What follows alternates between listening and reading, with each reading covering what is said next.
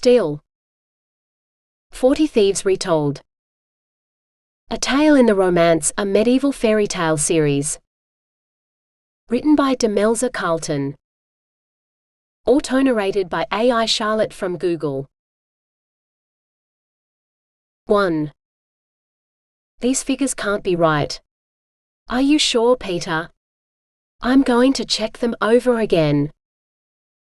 Peter pulled the ledger out of Mithra's hands. Yes, they're correct. Father is going to be delighted. This month has to be the most profitable one he's ever known. War is good for business, contrary to anything those grumbling old men say in Rialto. Father was a wise man to leave his family behind and set up here. I would never have been born, because younger brothers aren't allowed to marry and have children, and you would be forced to take an apprenticeship under your sour old uncle. I bless whatever prophet, false or otherwise, who persuaded the Seljuk army to attack Edessa and leave us here at Doralium as the largest city left trading with Rialto. He jumped to his feet and spread his arms wide. This war will make our fortunes, Mithra. And to celebrate, I'm taking you to dinner. Mithra could not refuse such a generous offer, for while they might be fellow apprentices at present, Peter stood to inherit all of his father's substantial merchant business one day, and Mithra's father was a woodcutter whose most valuable possessions were the 3 donkeys and a handcart he used to collect firewood every day. Not for the first time, Mithra wondered why his father had apprenticed him to a successful merchant like Simon, when he'd never have the money to buy trade goods to sell at a profit, like Simon or Mithra's uncle Kasim. Unless Mithra married a girl with a large dowry, as Kasim had. But Mithra's heart would not allow him to do something so mercenary. His parents had married for love, and Mithra meant to do the same, if the girl of his heart's desire would have him. Speaking of which, there she is, Peter said, gesturing toward the counter. Kagri blushed prettily at something her customer had said, then tugged at her veil to cover a curl which had escaped. Mithra had a sudden vision of her curls all escaping at once, reaching for him and then twining about him like serpents, before bringing him to her as an offering. One look from her deep dark eyes would hypnotize him, so he felt no need to struggle out of her snare, and he would happily serve her all his days. It was as though one of the ancient goddesses had been made mortal, and forced to hand out bountiful trays of bread to the descendants of her former worshippers. Wipe your mouth, you're drooling again, Peter hissed. Mithra swiped his sleeve across his face, only to find it dry. He shot a hurt look that only made Peter grin wider. I can't blame you.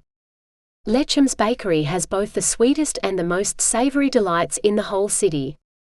At another look from Mithra, Peter added, I'm only talking about the food. You're the one who thinks Lecham's daughter is sweeter than any pastry. My father has some Rialto lady lined up to marry me, who will likely look elsewhere if she knows I even looked at another woman before I beheld her. To hear father tell it, Rialto ladies are so jealous they should all wear green. Mithra managed a smile, but he didn't feel it. The famed city of Rialto was half a world away, the necessary gateway to trade in the north, but he would never reach it if he married for love, let alone see its ladies. But winning Kagri as his wife would surely be worth it. I will miss the food from here. The north does not have the same spices, the man in front of them lamented. So take some with you. Some to trade, some to be added to your food, and use your profits from the voyage to buy more when you return, his companion said. The first man shook his head. I fear it will not be safe to return. Why not? Has your mind become so addled you're now believing stories about sea monsters? Or the ones about girls who sit beside the northern sea and sing up storms? Sailors' tales, all of them, and not a drop of truth to be found. 'Tis not imaginary monsters I fear, but stories from the south. Did you not hear? The Seljuk army is headed here next. They mean to drive all Crusaders back into the north, and take their land for their own. A third man chimed in, then we close the gates and prove why the ancients built a fort here in the first place. Doralium has never been taken by an enemy, and it will not be conquered now. This city has stood for more than 2,000 years, and may it stand for 2,000 more." A ragged cheer went up at these words, but it died away quickly. The last time two armies had met on the plains outside the city, the Crusaders had beaten the Seljuks, and though more than 50 years had passed, the Seljuks had no intention of forgiving the Crusaders' descendants for it. The stories of atrocities the Crusaders committed when they reached what they called the Holy City, thousands of citizens killed or sold into slavery, were mirrored by the tales of what the Seljuks had done to Edessa. Doralium was a prosperous city where people of various different faiths lived in relative peace. It was this delicate balance that allowed the city to thrive as it did. "The Crusaders will come and save the city again," Peter said. "They have undoubtedly heard word of what happened in Edessa, and are building an army to take the city back even as we speak. If both armies meet outside Doralium again, we will be able to cheer them from the walls." Kagri's eyes grew wide. "They would truly fight to defend us, right outside the city walls?" Her hands flew to her heart as her eyelashes fluttered. "Oh, I could not bear to watch. I would be far too frightened. I'm sure one of our brave defenders on the walls would be willing to hold your hand, to bolster your courage with his own. Right, Mithra?" Peter dug his elbow painfully into Mithra's ribs. Mithra opened his mouth but no sound came out. By all that was holy, she was so beautiful, she stole his very breath away. "If you were there, I might be able to bear it," Kagri breathed. But her eyes were on Peter, not Mithra. A voice behind Mithra shouted, "It's the Seljuks that would save us from the Crusaders. Last time they came, they slaughtered whole cities and ate the babies. What else can you expect from northern barbarians? Crusaders are not cannibals." Peter burst out. "They are holy knights." The argument raged hotly as Mithra took their meal and carried it outside, following Peter and the other shouting men into the street. Blows were exchanged, but it was not long before the fight broke up, with little more than bruises and a few bloodied knuckles and noses. This was what passed for peace in Doralium, and Mithra could only hope it lasted. Peter pinched his still bleeding nose in his handkerchief. "So what are you going to do to prepare for this war?" he asked thickly. Pray that war would not venture inside the city walls, probably, Mithra thought but did not say. For either army might kill them all. "Come on, Mithra, this war will make all our fortunes. Maybe even make you enough so that Lechem will come looking for you to beg you to marry his daughter. What will you do to profit from the coming war?" Peter pressed. Mithra thought for a moment, as he bit into his meat-filled pastry. He suppressed a moan at how good it tasted. With Kagri as his wife, he would eat like a king. But in order to win her and her father's permission, he would need a plan. He closed his eyes. "When the armies come, the city will shut the gates. If there is a siege, we will run short of firewood, for no one will dare cross a battlefield to cut wood. So father and I need to fill our storerooms with all the wood we can before they arrive." Peter nodded. "After the battle is won, there will be funeral pyres too, don't forget. And both our families should buy good stores of food before the prices go up, in case there is a siege. If not, we can always sell them as supplies to the soldiers. We should take inventory of what food and drink your father has in his warehouses, and whether it can be sold at a higher profit here than shipping it north. The Crusaders will want the wine we received last week. I wonder if we'll get another shipment before the army arrives." They headed back to Peter's house, discussing plans for the coming war as if it was nothing more than another commercial opportunity. And perhaps it was. But why did the pastry in Mithra's belly insist on churning like the sea in a storm? One thing Mithra did know, whoever came to the city, whether Crusaders or Seljuks or both, the coming battle would change his life forever. 2. The first riders arrived shortly after dawn, and the rest followed like a biblical flood that refused to be stopped. Melisende watched them from the top of the keep, and even when she was called down to dinner, still the river of knights marched through her head, banners flying, proclaiming to heaven itself that they would avenge her. She longed to march with them. "Is the meat particularly good today?" Father asked. "Or are your thoughts not on your food at all?" She blinked, focusing on her almost empty trencher. She could not remember tasting her dinner at all. No matter. "Crusaders must be the most saintly knights in Christendom," Melisende said dreamily. Her brother simply stared at her, as though it wounded him that she didn't think he was as good as them. Poor Godfrey. She continued, "I'm surprised you aren't going to join them, now you're a knight, Godfrey. Isn't knighthood all about honor? Traveling so far from home to lay down your very life to save the holy city, so honorable you cannot help but be named a saint." If Godfrey went, then surely her father would agree to let her go. It was said that a king and queen were leading their people in this crusade. Her father could hardly object to his own daughter going if it was suitable for queens. But father frowned. More like the least saintly.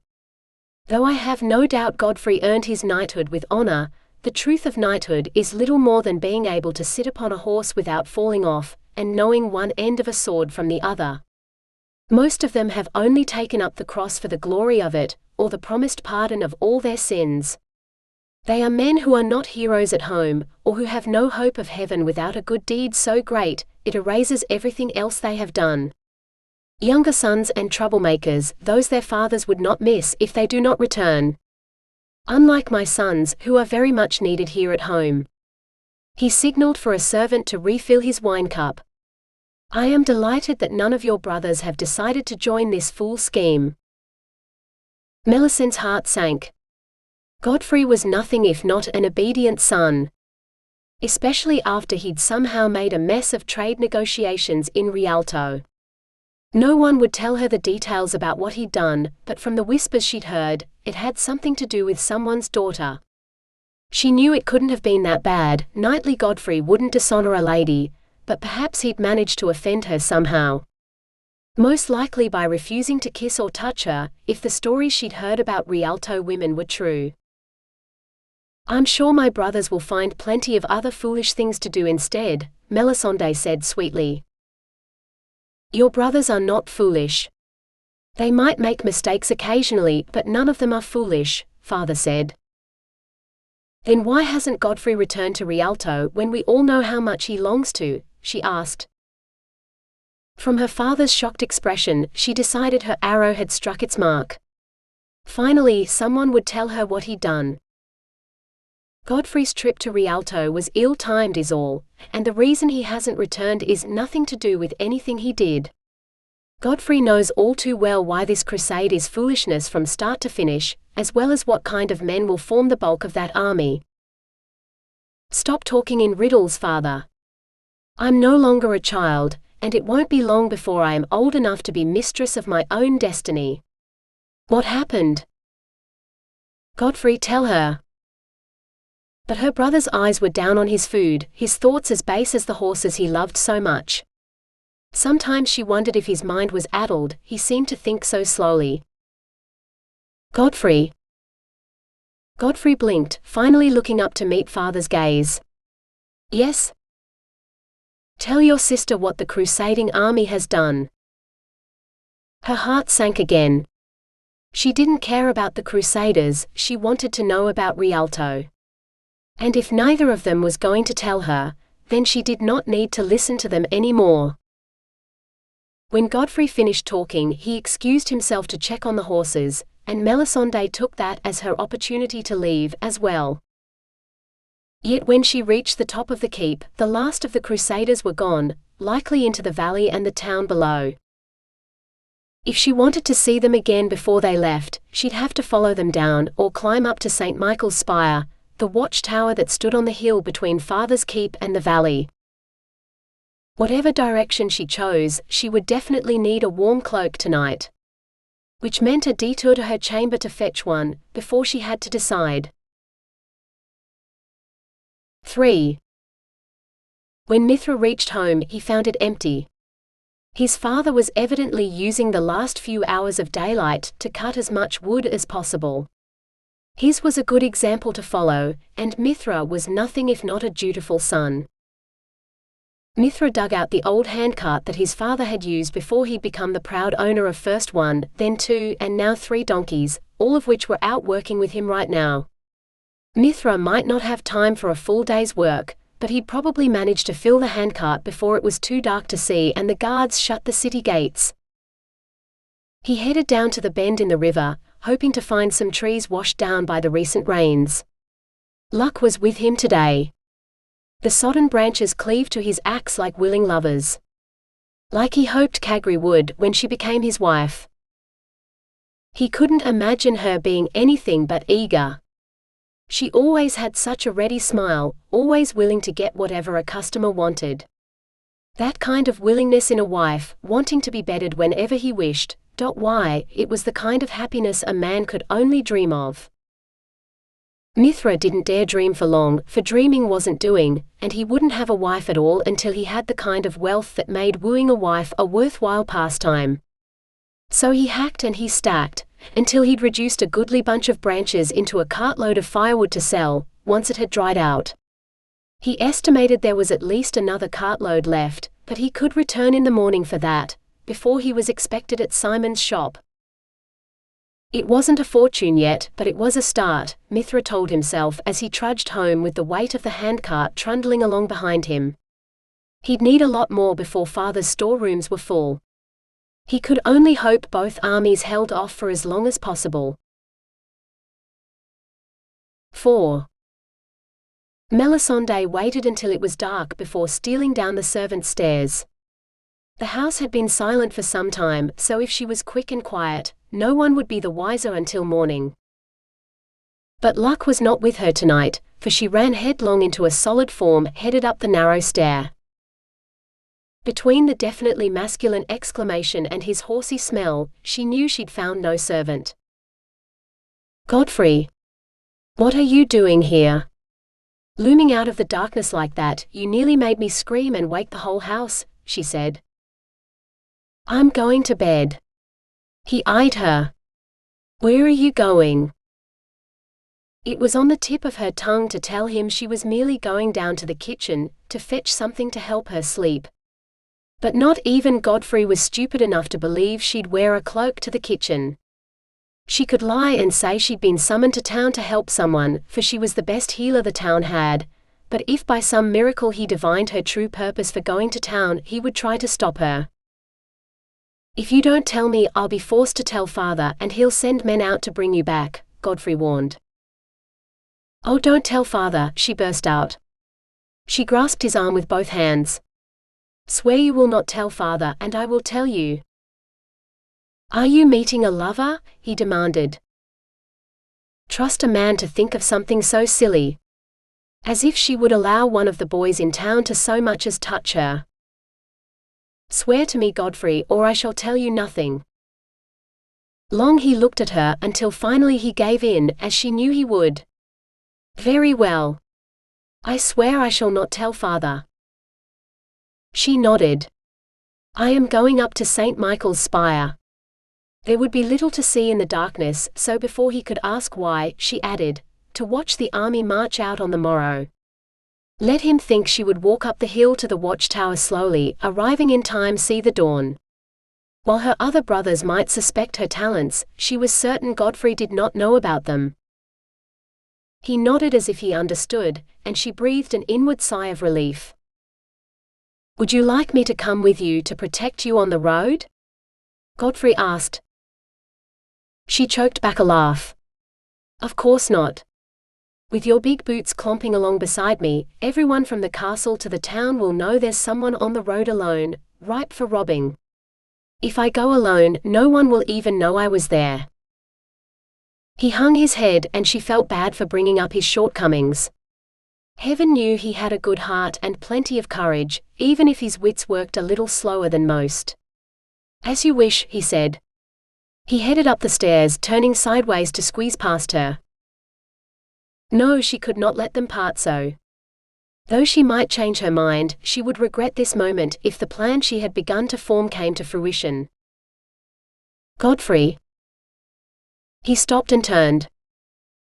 She took a deep breath. You're a good and honorable knight, but you cannot protect everyone. We both know my fate will take me far from here. To the Holy Land, she wanted to say, but she could not, for he'd surely stop her. Safe journey, he said, resuming his ascent. She smiled in the dark. He only meant to the spire, not all the way to the Holy Land, but still he wished her well. You too, brother, she said softly as she headed out to meet her fate. 5.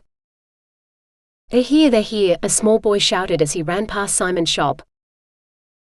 Both Peter's and Mithra's ears pricked up. There was no need to ask who.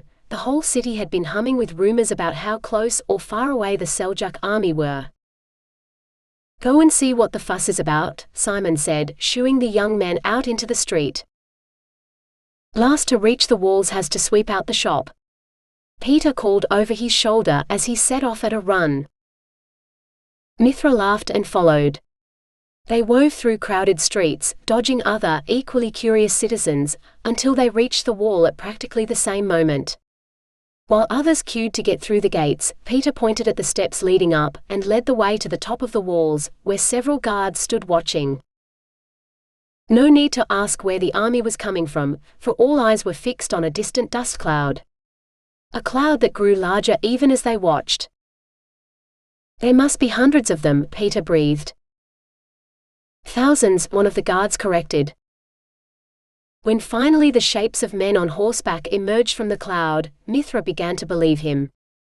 Rank upon rank, they rode out, heading for Doralium, only to stop less than a mile from the gate.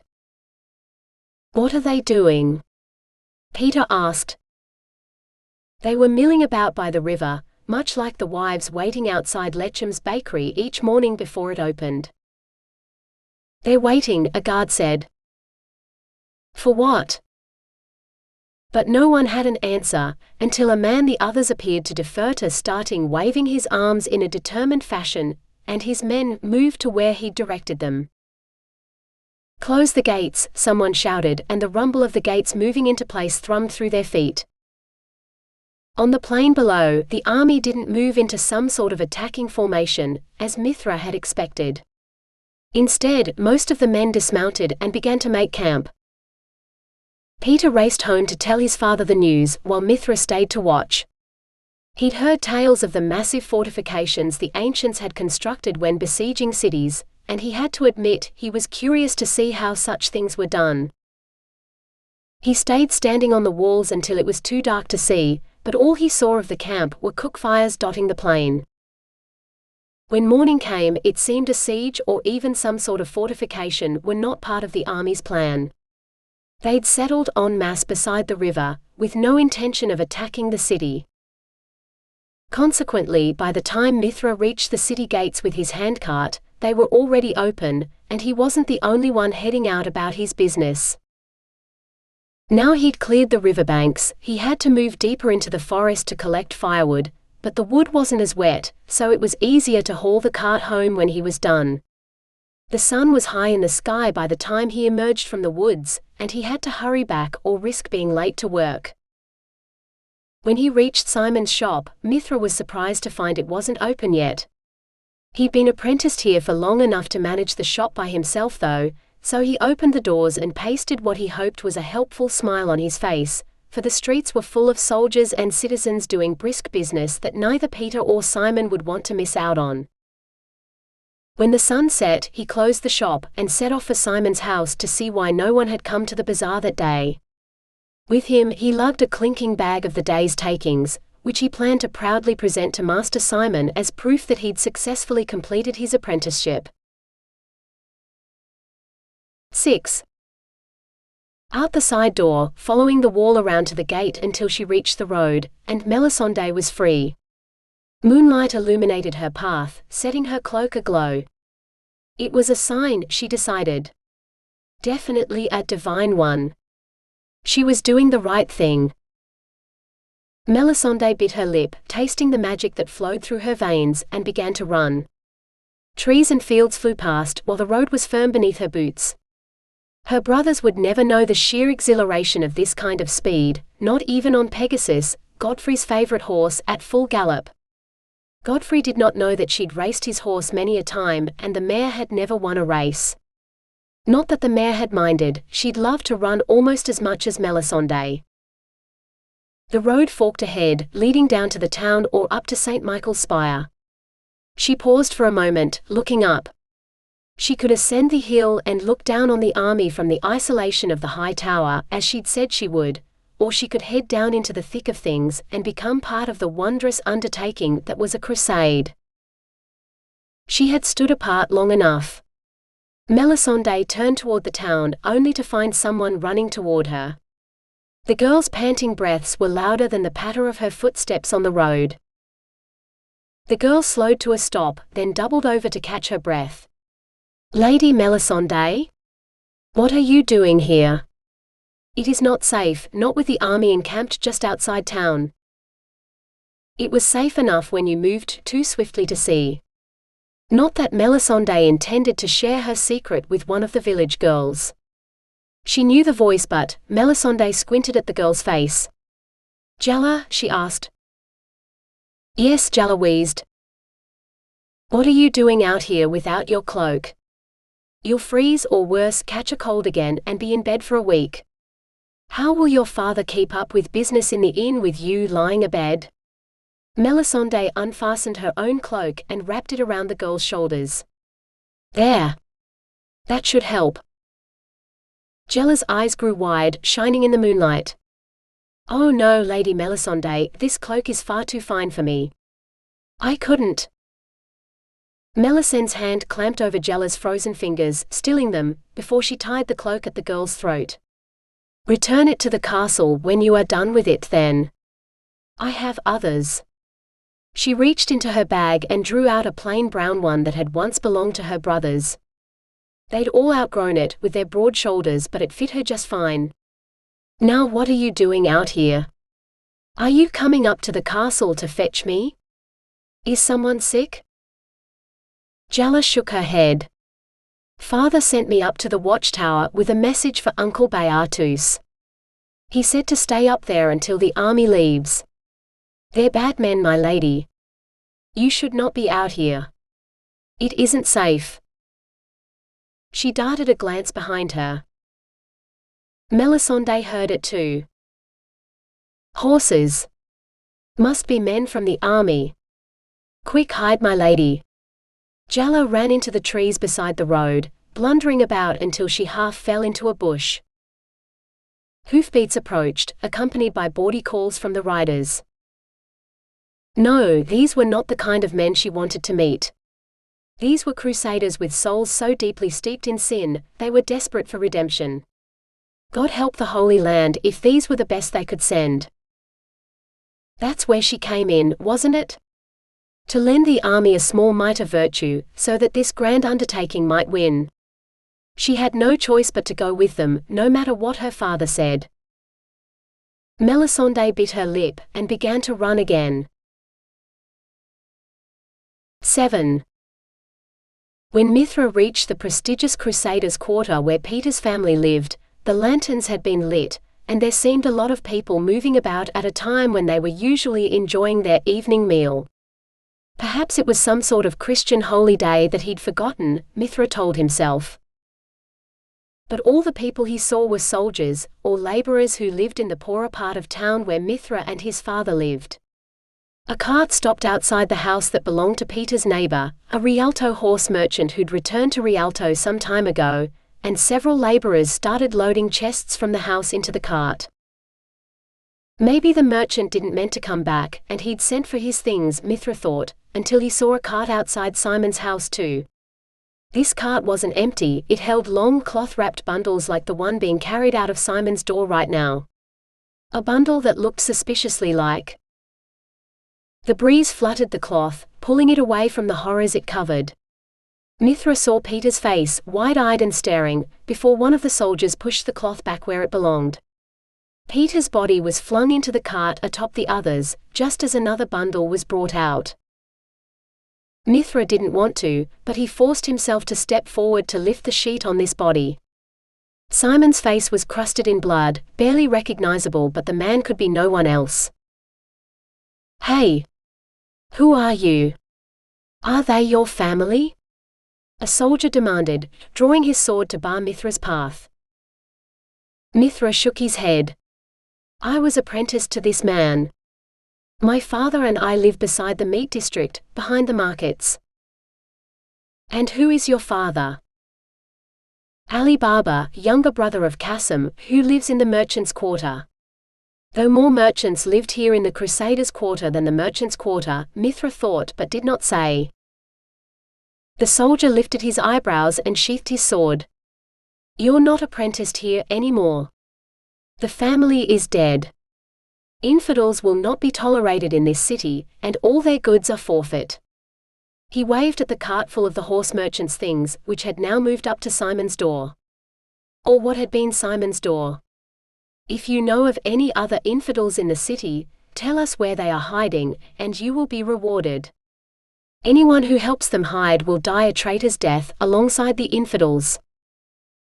The breeze seized Peter's shroud and whipped it away, showing the corpse in all its gore. Peter's tunic was black with blood, except where someone had sawed a hole in his tunic and the belly beneath, spilling out his entrails for the flies to feast on. Mithra choked back the horrified sound that tried to escape from his throat. Had it been only yesterday that he and Peter had planned to profit from the arrival of this army? Yet here Peter and his whole family lay dead, good people, for all their faith was different to his own, while he lived. Worse, he'd spent the whole day politely doing business with the men who'd murdered his master. He'd barely eaten all day, but Mithra managed to stumble into an alley before retching up everything down to a mouthful of billa. It wasn't until he reached up to wipe his mouth that he realized he still carried a bag of Simon's gold. One day, when the army left and it was safe to travel again, he would take it to Simon's family in Rialto, and tell them what had happened. Until then he would keep it safe, for by the time the army's bloody work was done, it would be all that was left of his friend and the family he'd loved almost as dearly as his own. He felt laughter bubble up in his throat as a horrible thought struck him, but he forced it back down. He, a faithful Muslim of the same faith as the Seljuks, now waited for the Christian Crusaders to arrive, so that he might lay his Christian friend's soul to rest in the way Peter would have wanted. The Crusaders would arrive too late to save Peter's body, but they might help save Mithra's soul. 8. Mithra didn't have the heart to go home, for he would have to tell his father about Peter's family's fate, so he wandered the city, with little thought to where he was going, until he became aware of his belly complaining of hunger. He stopped and realized he'd walked all the way to Lecham's bakery, which was currently serving a crowd of people their evening meal. He joined the queue. Whether it took an age or merely a moment, Mithra did not know, but he found himself standing before the counter. "What would you like?" Kagri asked, her eyes as dull as he felt. Evidently she'd already heard the news. Mithra ordered a meat pastry, Peter's favorite, and exchanged a few coins for his food. "I can't believe he's gone," Mithra said. Kagri blinked. "Who?" "Peter, of course. We'd come in here together almost every day and order exactly the same thing. And now, I'll never see him come down from the Crusaders' quarter, eager to open the shop." Kagri wrinkled her nose. "What do I care for some Crusader? Probably plotting to kill us all in our beds, the moment he gets the chance. Now out of the way before I report you as a traitor too." She shooed him away with a disdainful hand, before her angry expression softened and her eyelashes fluttered. Just like the way she used to look at Peter. "What can I do for you, handsome?" she simpered. Mithra turned to find two soldiers behind him. His eyes caught on one man's sleeve, darkly spotted with dried blood, as though he'd thrust his sword so hard into his victim that the blood had spattered all the way up his arm. He could have been the man who killed Peter, or Simon, or any one of the innocent citizens whose bodies had been bundled into shrouds on that cart. Yet Kagri served them with a smile as she spat on Peter's memory. Mithra moved aside, letting the men through, and forced himself to eat the pastry as he watched Kagri with new eyes. He'd loved her, thought her the sweetest, most beautiful girl he'd ever laid eyes upon, a goddess made flesh. Now, as he watched her flirt with every man she served, most of them soldiers, he wondered what he could have ever seen in the girl. Her sweet words fell with bitterness on his ears, and he beheld no beauty at all. He avoided her dark Zebani eyes that wanted to drink his soul and drag it down to the very depths of torment. At some point he must have left the shop, for he found himself wandering the streets again in darkness, tasting billow at the back of his throat, wondering if there would ever be light in the world again. 9. Just outside of town, Melisende stopped to change into boy's garb. More cast-offs from her brothers that she'd stored in a chest in her chamber, for the boy's clothes fitted no one else now, and the plain tunics and hose were better for sparring than the gowns she wore to please her father. And herself on occasion. She had no talent for weaving or spinning or even sewing, but she remembered remedies well enough to take over as mistress of the still-room when her mother died. So when one of the townsfolk came to seek the ministrations of Lady Melisende, she took care to look like a lady. Herbs and horses had pleased her mother well enough, but Melisende envied her brothers their freedom. They travelled all over father's lands and sometimes even further when a horse was bought or sold. She'd made Godfrey tell her about everything in Rialto when he'd reached home, until the others tired of his tales, but she never had. She wasn't sure where this crusade would take her, but she hoped she would see some exotic cities on the way. She fastened her leather breastplate, grateful for its weight against the cold, for the brown cloak was woefully light compared to the thick white wool one she'd given Jalla. But it would be warmer once they reached the Holy Land, or so she'd heard. Lastly, she took out the leather helm she'd borrowed from the armory. With the nose and cheek guards, it would hide her hair and her face. You won't need it. Most squires are too young to shave, so smooth cheeks aren't much of a giveaway.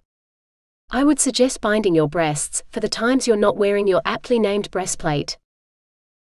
Melisende whirled at the sound of a decidedly masculine drawl. A man in grey leaned against a tree, a bottle in one hand, as though he was about to lift it to his lips for a drink. How long have you been there watching me? Melisende demanded, feeling her cheeks redden. Long enough to see her undress, she was certain. Since you arrived and woke me, the man returned, gesturing toward his bedroll and the remains of a fire. Now she felt even more embarrassed than ever. My apologies, sir, for I did not see you. He waved her words away, as if they were nothing. No knights here, and for that I am grateful. They're a boorish bunch for the most part. Best stay away from them.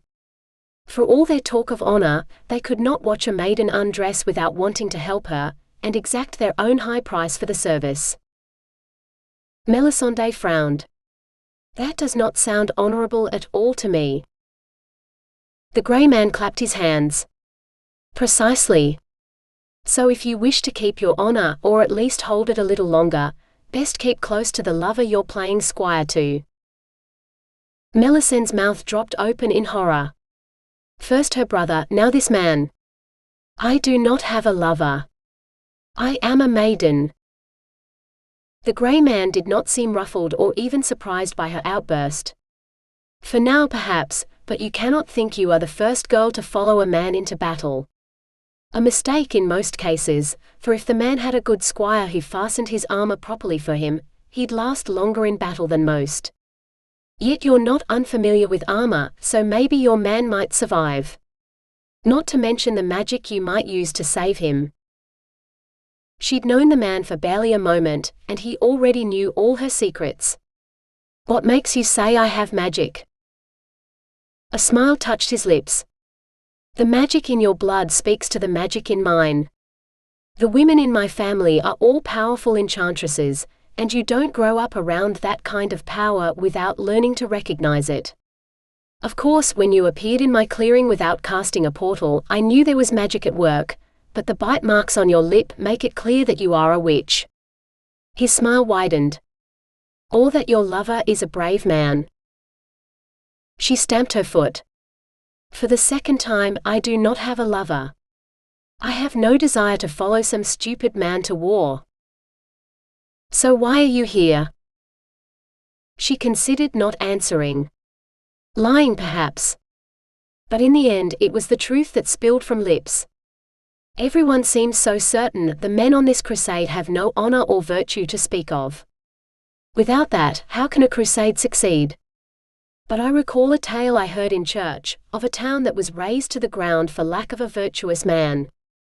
If there'd been but one pure person present, the city might have been saved. I'd hoped to persuade my brother to come, but he obeys my father in all things, so he stayed home. And I thought, perhaps it does not have to be a virtuous man at all. Perhaps I could be that one. She trailed off, suddenly feeling silly. One girl would never be enough to save a city. But the man only nodded. Perhaps. One man or one girl might make a difference. Or it could be that history is written by the victors, and the people who destroyed that city merely said that the city was full of sinners, instead of simply, other people. As good or bad as anyone else. And the truth is whatever those who survive to tell the tale right after they are done killing. Melancholy shadowed his expression, as he cast his eyes down under the weight of what Melisende could only guess was a terrible memory. She took a deep breath. "I mean to survive. To return home, where I will tell a tale that is true. If that is so, then you will need to be careful.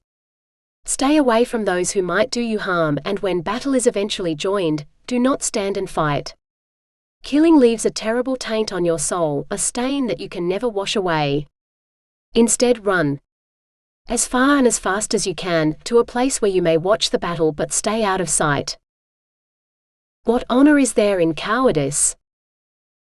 There is very little left of honor in the last moments of life on a battlefield. Especially if you're on the losing side." The gray man gave her a dark look. "It's not too late to head back home." But it was. She'd made up her mind and would not turn back now.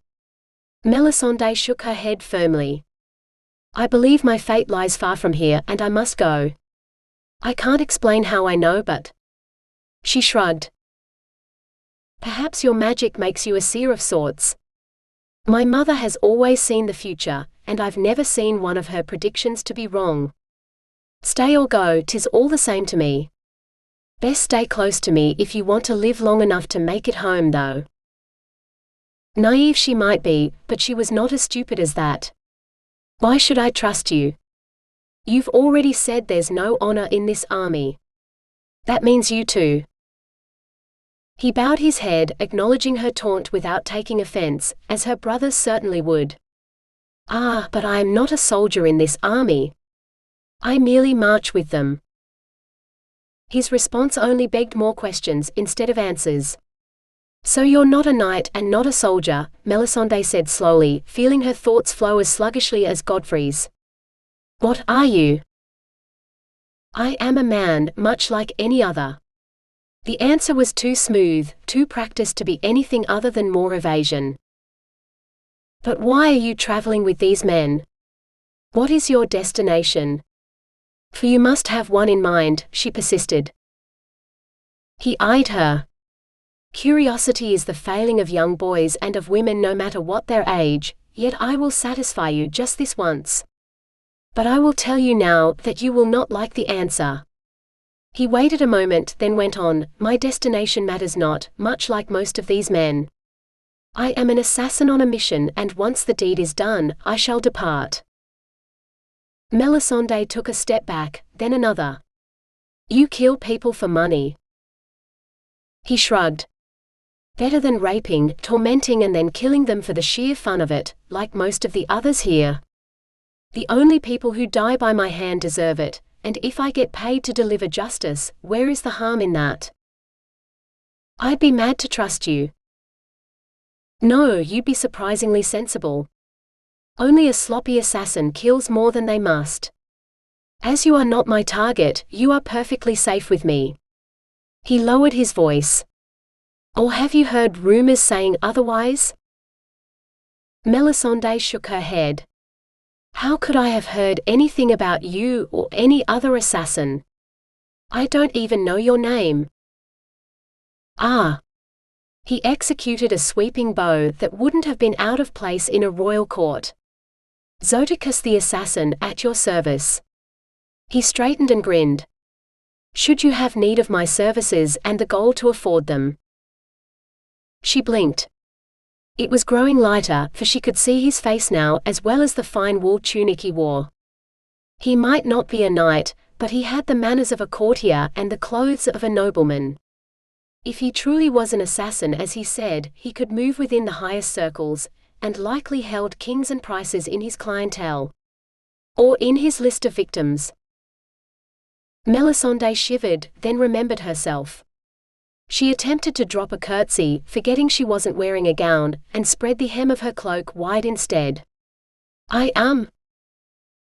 "Don't tell me or I might call you by name. Especially if you curtsy like no squire ever." Boys bow, and most knights don't bother to learn their squires' names anyhow, so if you plan to join this benighted crusade, expect to be called boy or squire. She nodded. "All right." The sound of hooves on the road had her racing to hide behind a tree. She peeped out, cursed, then flattened herself against the trunk. "So you're not following a lover, but running away from one?" Zoticus asked. "That's not my lover. He's my brother," she hissed. Zoticus grinned. "Oh, then I really must meet this man."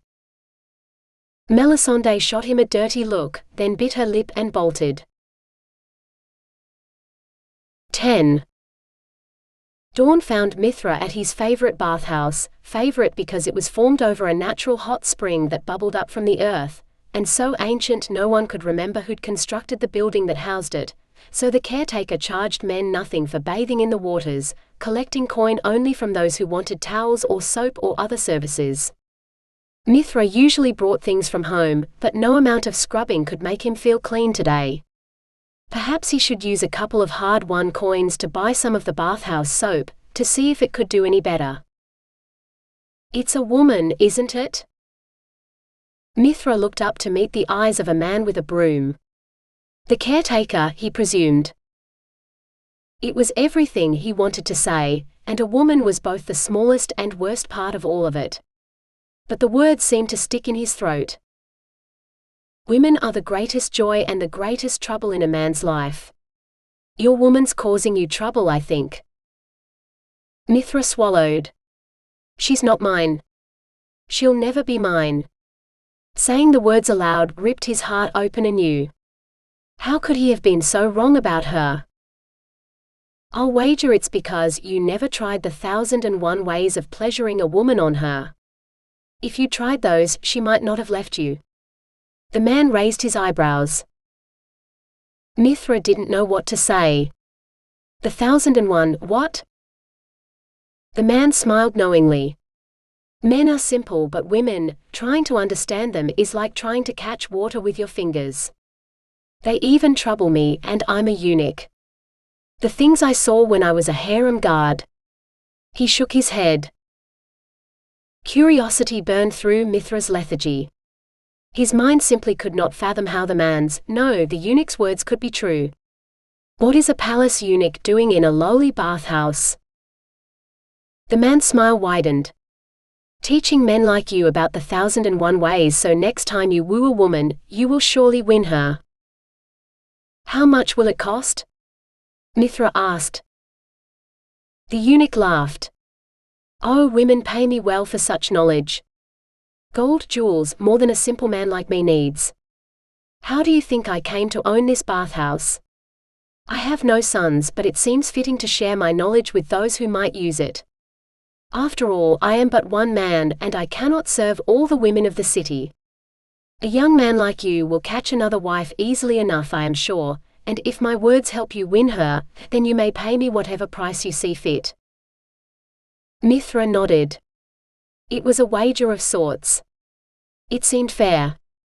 Go on. There's a reason women cover their bodies, and it isn't modesty. It's because the slightest touch, when done right, can provoke pleasure such as you have only dreamed of. Mithra let the eunuch's words wash over him as he began to wake properly from his torpor. Yes, he'd lost his best friend, his job, his master, and the girl he thought he'd loved all in the same day. But he still had his father and Simon's shop, along with the vow he'd sworn. Mithra would keep working in the shop as long as the soldiers allowed it, or until all of Simon's goods were gone.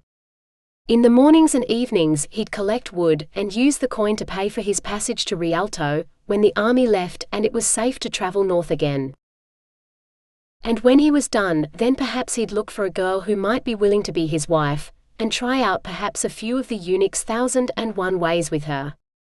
He would have to return to this bathhouse, however, to hear the eunuch tell them all until he managed to memorize them, for he suspected he'd missed a few and the man was already detailing the 10th. Mithra lay back in the hot water. Now he had a plan and perhaps a future. He owed it to Peter's memory to make good use of both. 11. The sun was high in the sky when Melisende dared to return to the clearing. She found Zoticus preparing a midday meal in his stew pot over a small fire, but no sign of Godfrey. "Did you tell him about me?" she asked. Zoticus glanced at her, then turned his attention back to stirring the stew pot. "We spoke about a number of things, but you'll be surprised to hear you didn't come up in the conversation at all." That wasn't possible. Godfrey must have come looking for her.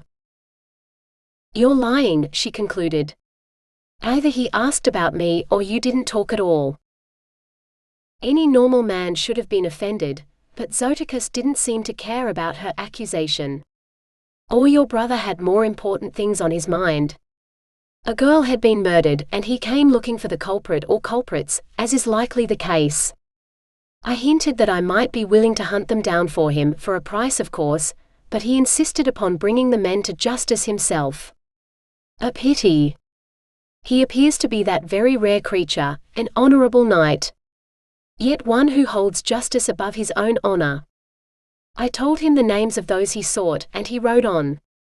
I imagine he will see his mission is futile, and come back presently to offer me the job." Zoticus grinned. "Perhaps he is even now finding courage in the bottom of a tankard, in the tavern. For a man's first time hiring an assassin can be as nerve-wracking as one's first kill, or so it seems to me. Godfrey does not lack for courage.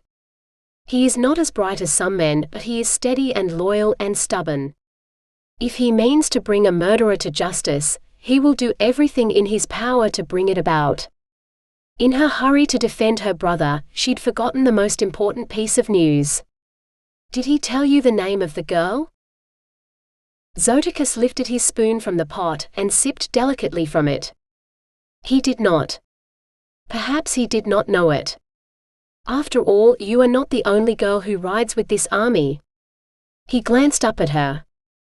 "Oh, and in case you weren't aware, it's usually a squire's job to cook the meals." It was Melisende's turn to smile. "Oh, but I'm not really a squire, and you're not a knight. Besides, the only cooking I'm good at is what I do in the stillroom, and there's no need to make medicine taste nice.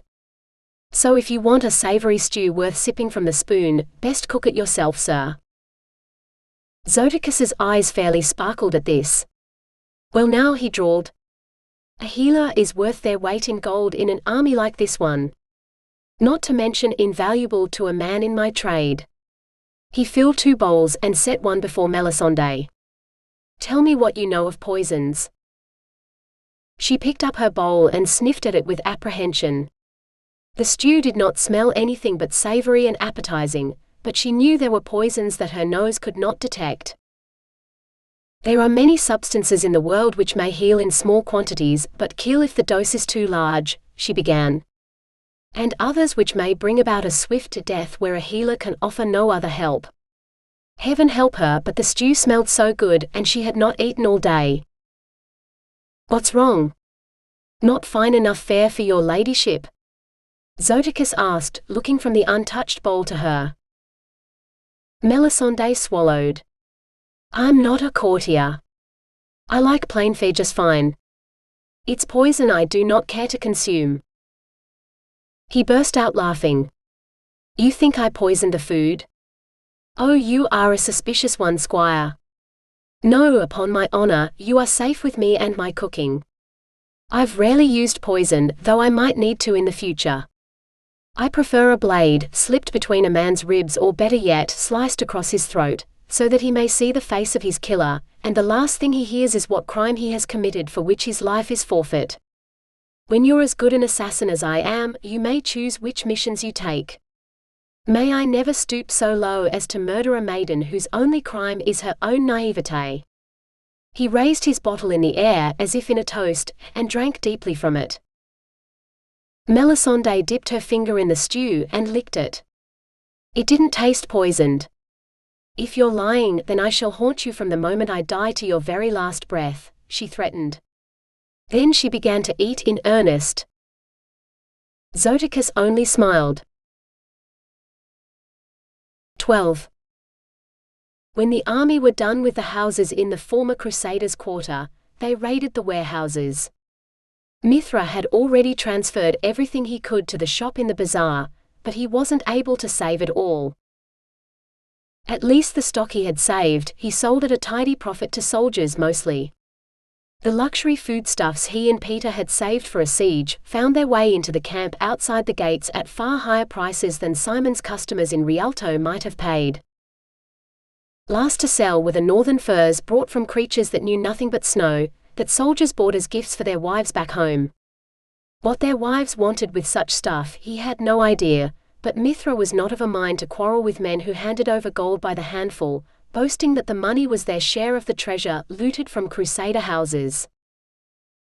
Money which he took home every night and locked in the chest that was now all that stood in his father's storerooms, for the wood he'd collected for the siege he'd managed to sell to the soldiers building funeral pyres for Crusader corpses. 1,000 times he'd opened his mouth to tell the soldiers that the men they'd killed were no more Crusaders than he was, and that they'd just been ordinary merchants going about their business before they were murdered. Yet he'd closed his mouth again, all those words unsaid, knowing he would only join the bodies on the pyre for supposedly sympathizing with Crusaders. He wished he had the courage to tell the world that he sympathized more with Peter and Simon than he did with the soldiers camped outside his city, but he didn't want to die. Perhaps that made him a coward, someone the soldiers should look down upon, but even as he closed up the empty shop for the last time, he knew the soldiers would soon look down upon him anyway. A merchant and shopkeeper they would at least pay attention to, but a lowly woodcutter was beneath their notice. As he saw once again, when he deposited the last of Simon's gold in the chest, and dragged his handcart out of the house to collect more wood. On the morrow he would cut wood all day, carting it back to town before going back out for more, much like his father did. Every day he would do the same, until the army left and he could journey to Rialto. And once his quest was complete, he would return to Doralium, never to leave here again. He was a woodcutter. He'd been born a woodcutter and, but for a brief time when he'd been an apprentice who dreamed of becoming a successful merchant, he'd live and die a woodcutter. Just like his father. 13. By the time Melisende reached Bizes, she was sick of walking, sick of sleeping outside, and heartily sick of the smell of sweaty, unwashed men. But when she saw that enormous, sprawling city spread out before her for the first time, she found she regretted nothing. It's beautiful, she breathed. Yes, like the sun making rainbows in the scum atop a cesspool, Zoticus replied. I could make my fortune here among the royalty and nobility, who are all so worried the others will stab them in the back, they don't trust their own families, and rightly so. Everyone else is probably busy quaking in their boots at the sight of an army this big, but the royals are too satisfied with their own superiority to see Crusaders as a threat. If they were ever to close their gates to a Crusader army, that would be an interesting day. But aren't they Christians too? She asked. Yes, but of a different sort. They do not show the same reverence to saints. This city is the last crumbling bastion of a dying empire, built by the ancients, but they are too busy squabbling to see it. It looks plenty prosperous to me. Look at those palaces. Zoticus did not smile. They are as opulent inside as out, I promise you. Best not to look too closely at them, for the prisons here are barbarous places, where men are locked up for words and looks as much as their deeds. She'd learned during the journey that while Zoticus might speak in riddles much of the time, he was both observant and knowledgeable about the lands they traveled through. So if he knew about the prison here. How did you escape? She whispered. The position of prison guard is not well paid, and men are constantly needed to fill their ranks. So when I took a contract to kill a prisoner before he could be interrogated by one of the resident torturers, it was the easiest job of my career. The man begged for my blade, eagerly snatching it out of my hand to end his own life. When I left the prison's employ a week later, no one was the wiser as to how the man got his hands on a dagger. Most believed he had hidden it upon his person when he was arrested.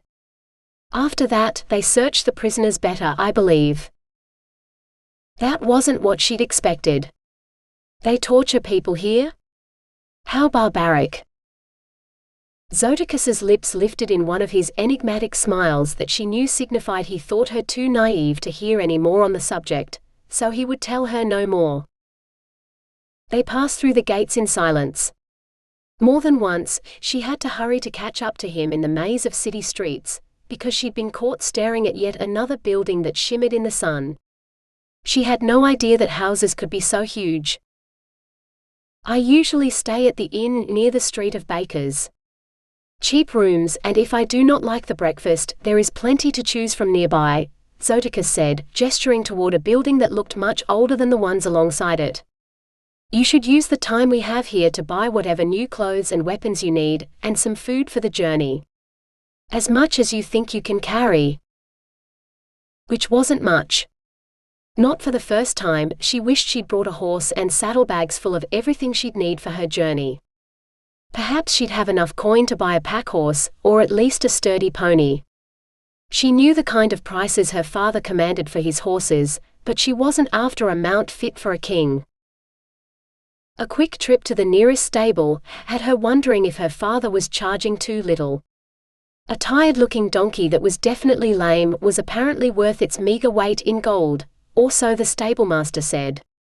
He would not part with it for a penny less than her father charged for a well-trained gelding, though it would likely end up in some soldier's stewpot before the week was out.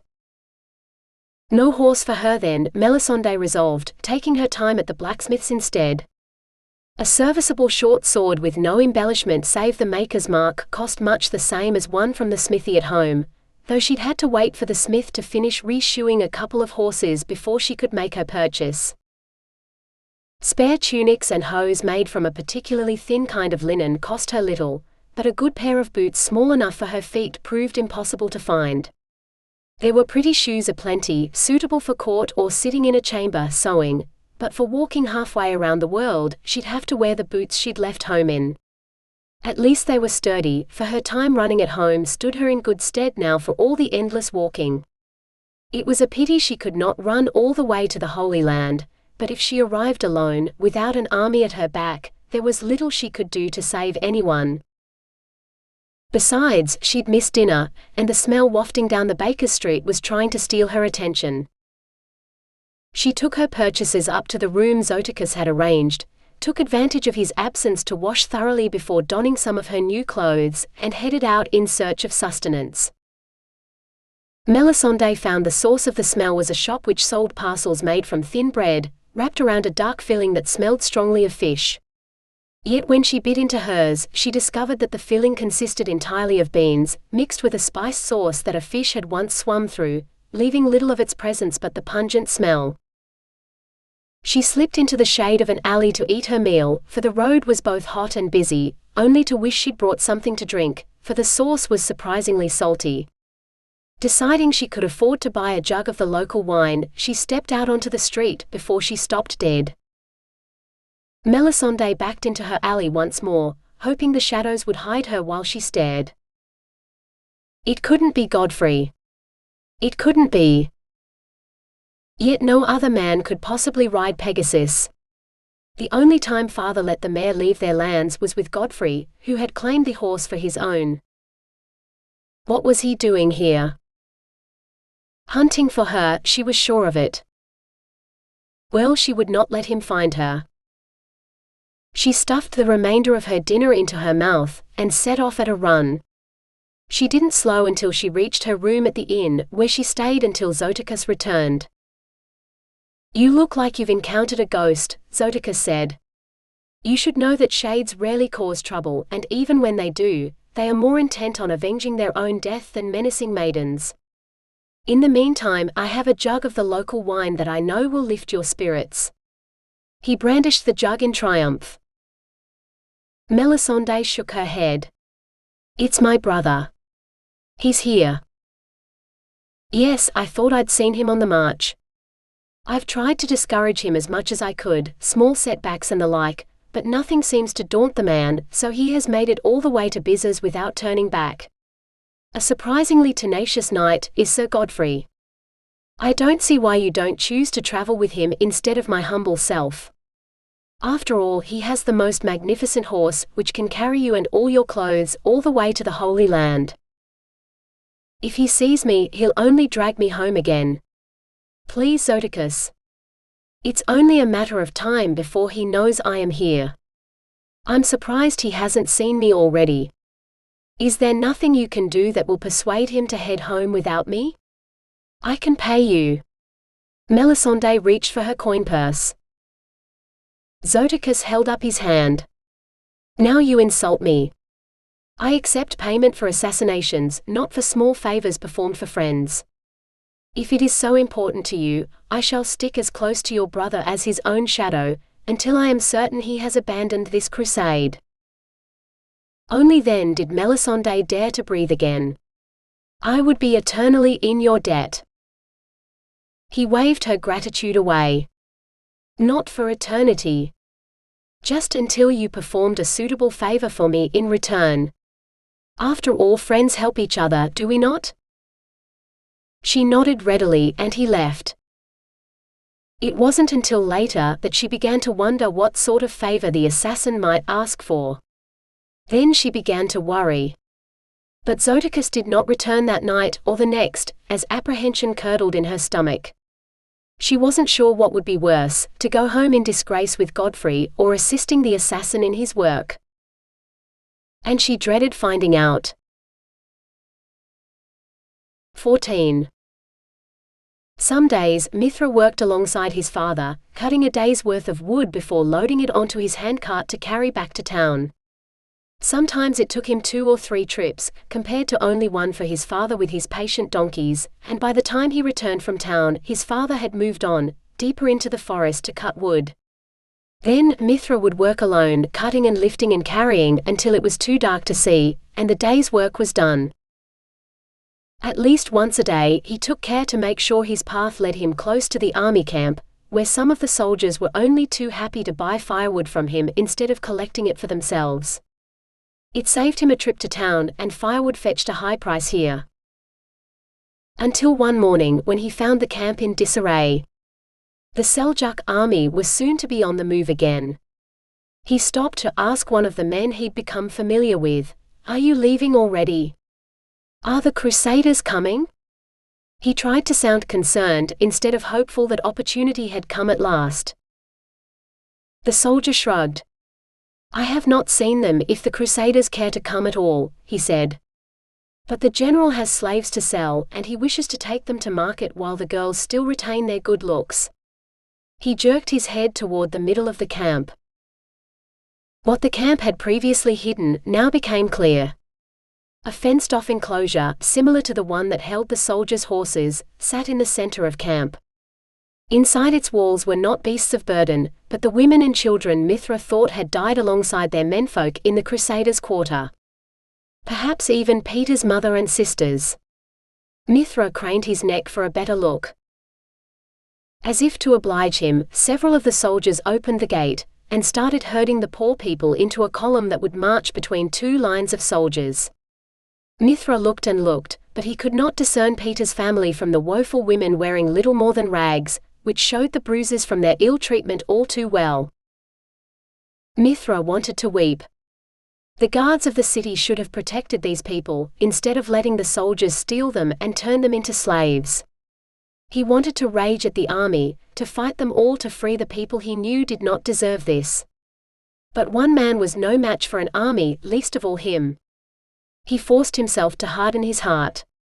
Not to their suffering which smote him to his very soul, but to this soldier and all his fellows, for what they had done. When the Crusaders came, he would throw open the gates and welcome them, watching with glee as they cut this despicable army to pieces. He hoped they all met the same fate as Peter and his family. It wasn't until Mithra reached the shelter of the forest that he allowed his anger to surface.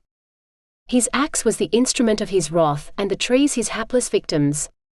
He worked until darkness fell and his arms were too tired to lift the axe that felt almost as heavy as his heart, but still his anger burned. 15. You'd best be up and about if you hope to break your fast before we are on the march again, Zoticus said, with a brightness that Melisende definitely did not share. Surely it was too early for cheerfulness of any kind, especially from a man who had been following her brother for days on end without sleep, or so it seemed. Melisende rose. She was gratified to see Zoticus turned his back, so that she might dress with some degree of modesty. "Where is my brother?" she asked. "Oh, I do not think he feels like marching today or for some days yet. You have no need to worry about him any more." Dread closed a cold hand around her heart. "He's not dead, is he?" She knew death meant little to the assassin, but Godfrey was her brother. He didn't deserve to die for simply doing his duty in coming after her, to try and fetch her home. Zoticus laughed. "No, though he might wish he were when he wakes. He met with a misadventure in an alley last night, and will sleep for some hours yet. When he wakes, I am sure he will wish for nothing more than to be at home in his bed, and likely do everything within his power to make his way there. Of course, once I have done his job for him, meting out justice for this girl he is so determined to avenge, perhaps I shall stop by your father's house to collect a fee for my services. We shall see. But he has Pegasus, the swiftest horse alive.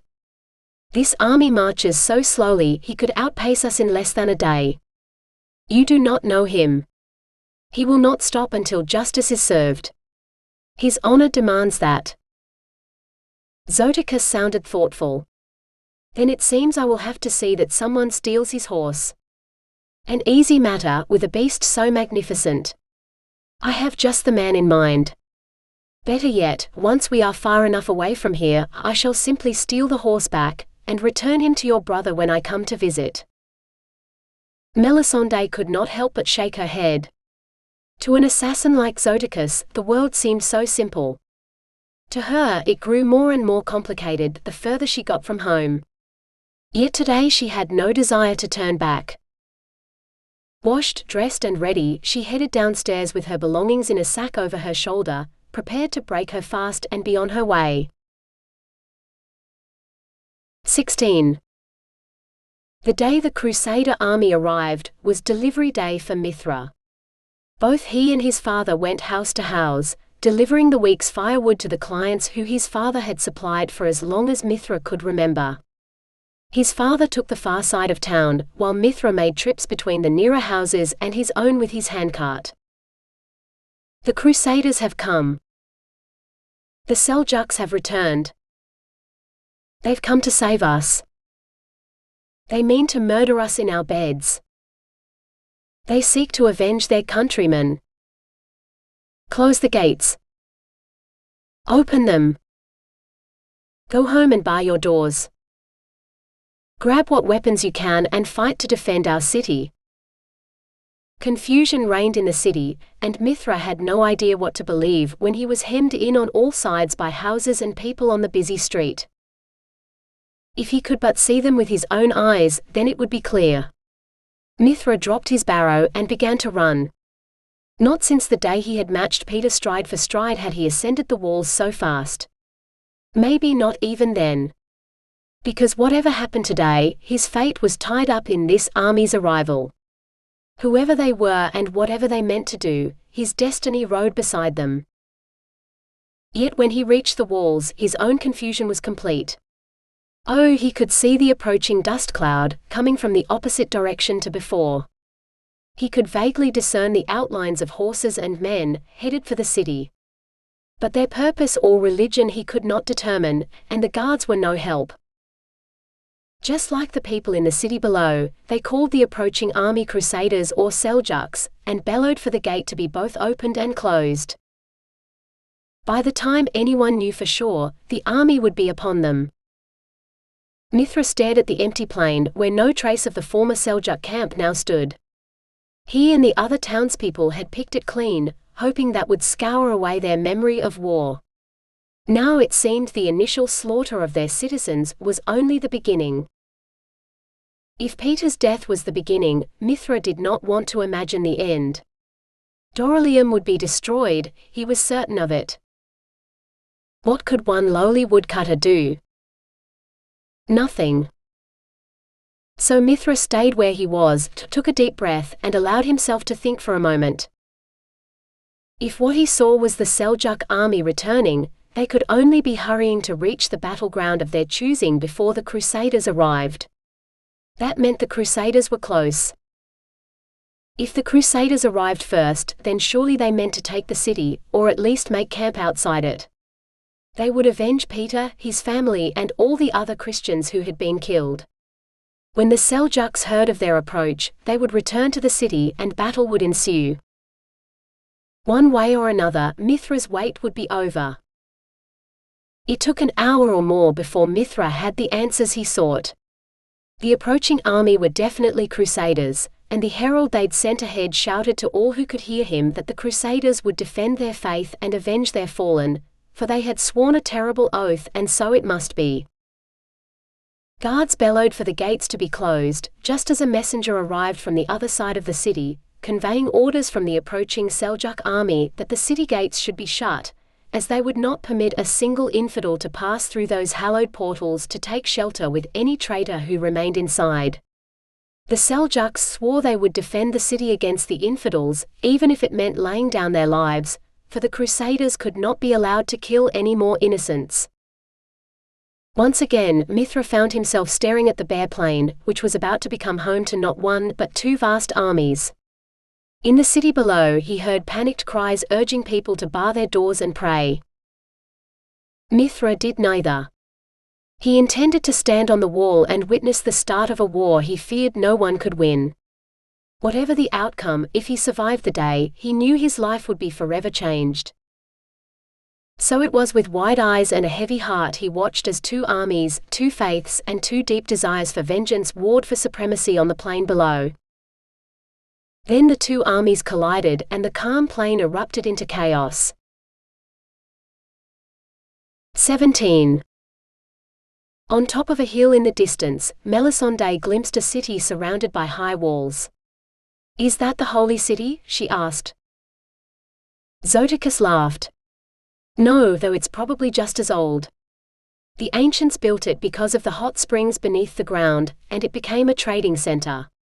They called it Doralium, and it still goes by that name now." Melisende couldn't help but stare. It wasn't as big as Biz's, but it was still bigger than anything she'd seen before starting this journey. The high stone walls surrounding it made her father's castle look like a child's fort. She was fortunate to be traveling in the vanguard today, instead of somewhere in the dusty middle of the column. Zoticus had insisted on traveling with one of the small companies led by knights, instead of one of the larger forces, commanded by some foreign king. His strategy seemed to have worked, for the knights paid her and Zoticus little to no attention, even when she walked close enough to them to discern the family crest each wore on his breast. They were not brothers, though they appeared as close as family. She knew them by their crests, the raven, the owl, the bear, and the horn. Some days they rode with their men, but others, like today, they kept close together, muttering about their superiors or laughing over some sport they'd engaged in the night before. Today they were arguing about something, with much emphatic nodding and arm-waving to illustrate their points. Melisende crept closer in the hope of hearing what they were talking about. Once we reach the city, there will be sport aplenty. Why else did I offer our services as scouts? So we might serve in the vanguard today and have first pick of the city's women, the Bear Knight boasted. The Raven Knight hunched in his saddle. I'd sooner have slept between a pair of camp followers than scouting. Damned desert. The days are hot, but the nights are far too cold. The Horn Knight offered little more than his loud agreement, as he took a long draught from a wineskin. If we'd found a small town or even a roadside inn, you'd all be perfectly satisfied with your scouting mission, having dipped your wick in whatever we found. Who'd have known there'd be no villages along the way? The Owl Knight said. If we had, we'd have scouted all the way up to the city, and we'd be safe inside, waiting for the others to catch up. Melisende smothered the sound of disgust wanting to well up within her. These knights were so base, they considered the success of the crusade to be in the number of women they'd bedded. She'd love to see one of them lose a fight to a proper knight, the sort who protected his lady and fought for her honor. If Godfrey were a better swordsman, she might have wished to have him along to teach these men a much-needed lesson, but it was not to be. If only her own sword skills were better, she'd be willing to take them all on and show them that a woman was not to be messed with. Perhaps. Something is wrong, Zoticus said urgently. He pointed. The city gates are closed. Doralium is a trading city, where crusaders and pilgrims have stopped for supplies for more than half a century. Many Christians stayed after the First Crusade to help defend the city and their wives and children. With the sun so high in the sky, the gates should be wide open to welcome the business we bring. He stopped and dropped his bundle of belongings. Put your armor on. The other crusaders glared as they marched around them, but Melisende didn't dare disobey. If Zoticus was worried enough to put his own armor on, then she'd be a fool not to follow his example. She stuck her helm on her head, then struggled to pull her breastplate over it. Swearing, she took her helm off and tried again. Screams came from the men ahead. Archers! Zoticus hissed. Melisende dropped her breastplate to look. Riders poured onto the plain between the Crusaders and the city, sending a storm of arrows into their lines. They fell short of the spot where Zoticus and she stood, but it would not be long before the riders rode into range. You remember how you owe me a favor, squire? Zoticus asked. Oh God! Melisende nodded mutely. She knew she was not going to like doing what he asked. Drop everything and run, girl, run. Clad in little more than her tunic and hose, without any armor to speak of, Melisende obeyed. She fixed her gaze on the distant forest and willed her legs to move. The thunder of hooves behind her had a familiar ring. She dared a glance over her shoulder and her fears were realized. Pegasus galloped at full speed toward her. But the mare's rider was the Raven Knight, followed by his friends instead of her brother. Hunt. Sport. A murdered girl. Realization dawned on her that she'd become their quarry, while they forgot the battle that raged around them in their frenzy for the hunt. But none of the knights knew she'd raced Pegasus since the mare had first learned to run. This was a race the mare could not win. Melisende bit her lip, tasting the magic that coursed through her veins, and flew. 18. Melisende ran until she could run no more, and she was forced to lean against a tree as she fought to catch her breath. 1-2 A man's scream behind her had her scrambling up the tree, heedless of the scratches from bark or branches until she reached a height where the leaves thinned and she could see through the canopy. But what she saw. The plain she'd looked upon only a moment before was now a heaving sea of blood, as two armies fought for supremacy and their lives, amid screams, growls and roars that seemed to belong more to beasts than to men. Yet the crunch of metal through bone and skin told the truth even to her unwilling ears. They were both beasts and men, armed with deadly weapons and battle rage no beast possessed. Melisende wept for them, and for her vain hope that she might help this army. She wrapped her arms around her head, trying to muffle the sounds of battle or at least the agonized screams, but they echoed in her ears still. Finally, her face pressed against the bark of a tree that bore witness to a battle she dared not watch, Melisende prayed to go home. She prayed with a fervor she had not known since she was a little girl, repeating the words until they turned into nonsense in her head, and still the battle raged. 19. Melisende woke unwillingly, her body feeling bruised as though she'd been thoroughly beaten. Even her face felt tender. Yet as she lifted her face from the hard surface she'd been resting against, she realized she was still in a tree, with the rough bark of the trunk still beneath her hands. How she'd slept through the remains of the battle she did not know, but daylight faded into darkness, though it had not silenced the screams. She stretched up, peering above the canopy at the battlefield she'd fled. To one side was a well-lit camp, with scattered campfires between the dark shadows she guessed were soldiers' tents. The screams she heard now came from women, likely the camp followers who had marched with the army and been captured upon their defeat. Some had been whores, while others were cooks and laundresses, servants pressed into service who did not deserve such a fate. Or perhaps they were women from the city, stolen before they'd shut the gates? She was under no illusions that the army she had marched with would have done any different. It was not religion that guided the soldiers' behavior, she had learned along the way. If their superiors did not guard their appetites, neither would the men. Women were but possessions to them all, things to be had, whether they were willing or not. Her hand strayed to her belt, ready to draw her sword, but the scabbard was gone. Yet another thing she'd dropped in her headlong retreat. What she'd give for the last loaf of bread in her bag, or that cheese she'd been saving. But her bag and all her other belongings remained upon the battlefield, lost in the darkness. She could not look for them until day dawned, and when it did, the army would find her easy prey. Like some sort of African ape, this tree had become her new home. Laughter threatened to erupt, but she stifled it. Darkness and silence were the only armor she had now. Too much noise would draw attention from the army camp. She blinked. Was that a light she'd seen upon the battlefield? No, surely not. And yet, there was another, and another. She counted more than a dozen before she began to look more closely. Each light was a small lantern, held low by men who leaned over the bodies of the newly fallen, patting down their pockets, putting things into a bag, sometimes even stealing the men's shoes before moving on to the next. Melisende recoiled in horror. Whoever they were, these men were looting the bodies of their valuables, stealing from those who could no longer protest.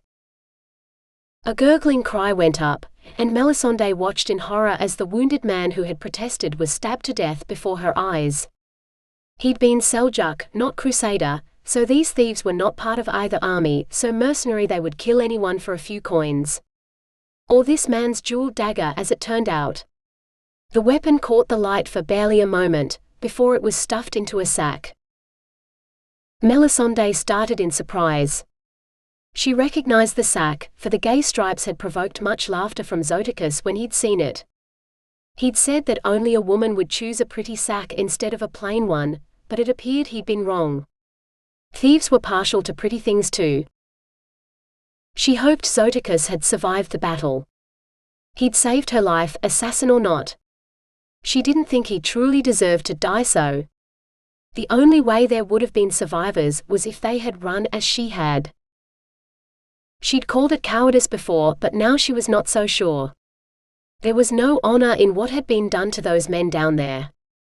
Now they were being dishonored in death, robbed of what little they possessed by a strange band of bandits. She could hardly talk. She was trapped in a tree, with no food and nothing but her eating knife, and no idea where her next meal might come from or whether she'd ever make it home. Melisende wanted to weep, but she had no tears left. For the first time, she understood the desire for vengeance that had burned in many Crusaders' words along the way. She wished she had the power to make all men regret the violence they brought to the world, but she was one girl, and they were out there in their thousands. So she fixed her ire upon one man, the thief who carried her striped sack. Her gaze followed him as he crept from body to body, adding theft after theft to the crime she already condemned him for. When his corpse robbing was complete, he would have to sleep some time. And when he did, she would use her dagger as Zoticus might have, and take back what was hers. 20. When Mithra arrived at the gates the next morning with his handcart, he was surprised to find them still shut. Nor did the guards know when they would be allowed to open. The Seljuk army outside the walls gave the orders now. So, with little else to do, Mithra ascended to the top of the walls again. He wasn't the only one who wanted to see what changes a night had wrought. Yet nothing had changed, or so it seemed. All the bodies still lay where they had fallen in battle, beginning to bloat in the blazing sun. The Seljuk army had camped by the river, as if they had never left. Nothing remained of the Crusader army. Well, that was not entirely true. When the two armies had engaged yesterday, part of the Crusader column had broken off and retreated back the way they'd come. The Seljuks had been too busy celebrating their victory to bother going after the rest. But even as the thought entered his mind, Mithra could see a peculiar procession leaving the army camp and heading for the gates. It started with soldiers, but the stumbling, shambling figures who followed them were a pitiful sight. At first, Mithra thought that these were the same women they'd stolen from the city the last time they were here, but what remained of their clothes told a different story.